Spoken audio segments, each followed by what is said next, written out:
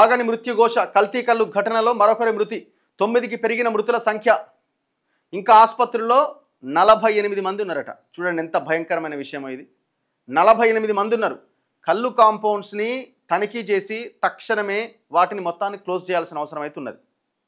ప్రజల ప్రాణాలు తీసే ఈ కల్లు కాంపౌండ్లు ఎవరికీ అక్కర్లేదండి. దయచేసి ఫ్యూచర్ జనరేషన్ని నాశనం చేయకండి దయచేసి. దాంతోపాటు ఈ కల్లు కాంపౌండ్స్ని ఎట్లాగైతే క్లోజ్ చేయాలో లిక్కర్ బెల్ట్ షాపులను కూడా నియంత్రించే ప్రయత్నం చేయండి. నిషేధించడం సాధ్యం కాకపోవచ్చు కానీ నియంత్రించే ప్రయత్నం చేయండి.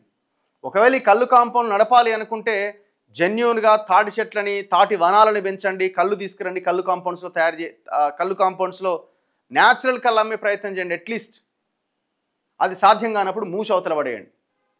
చూడండి 10 గ్రాముల అల్ఫ్రాజోలంతో 1200 సీసాలు తయారు చేస్తున్నట. నిబంధనల ప్రకారం తాటి చెట్ల నుంచి తీసిన కళ్ళును మాత్రమే దుకాణాల్లో విక్రయించాలి. చాలా చోట్ల ఈ పరిస్థితి లేదు. చాలా చోట్ల కాదు, ఎక్కడా లేదు.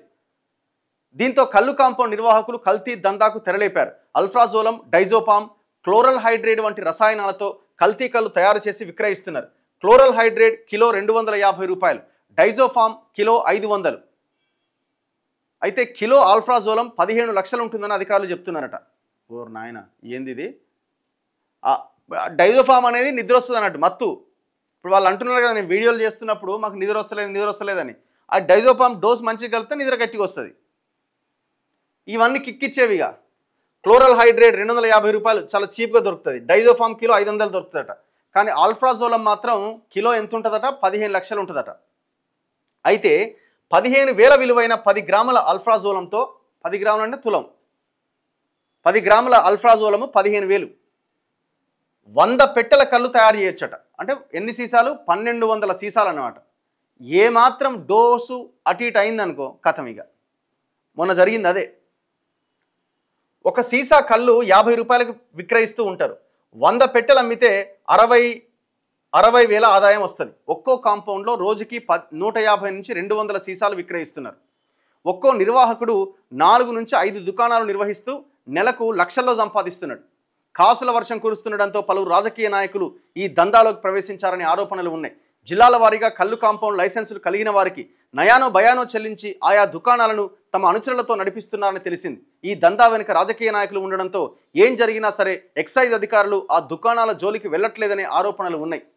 మొత్తం పొలిటికల్ లీడర్లను నడిపిస్తున్నారు. హైదరాబాద్లో ఉన్న కల్లు కాంపౌండ్లు ఎవరి ఆధ్వర్యంలో నడుస్తున్నాయో అసలు యాక్చువల్గా దీని మీద ఒక ఆర్టీఐ అడిగైనా సరే ఇన్ఫర్మేషన్ తీసుకునే ప్రయత్నం చేయాలి. సో నేనే ఆ ఇన్ఫర్మేషన్ ఏమైనా తీసుకోవడానికి ప్రయత్నం చేయాలి. ఎందుకంటే ఎవరెవరు ఉన్నారు దీని వెనకాల, ఈయన ఏ పార్టీలో ఉన్నాడు, మొత్తం ఎవడు అధికారంలో వాళ్ళ దగ్గర చేరుతారు వీళ్ళు. నేను ఫిలిం నగర్, ఇప్పుడు వీళ్ళు 100, 150, 200 సీసాలే అంటున్నారు. నేను ఫిలిం నగర్ దగ్గరికి పోతే రోజుకు 600 సీసాలు అమ్ముతాను సార్ అంటారు. మళ్ళీ అలా పార్సల్ ప్లాస్టిక్ కవర్లు కట్టి కూడా అమ్ముతున్నారు.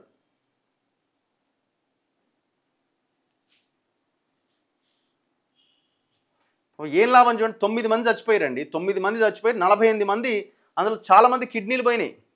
తాగిన తర్వాత ఫిల్టర్ చేయాలి కదా కిడ్నీ. ఆ కెమికల్ కిడ్నీ లోపలికి పోయిన తర్వాత ఫిల్టర్ చేసే క్రమంలో కిడ్నీలు కొట్టేస్తున్నాయి. చాలామంది డయాలసిస్ మీద ఉన్నారు.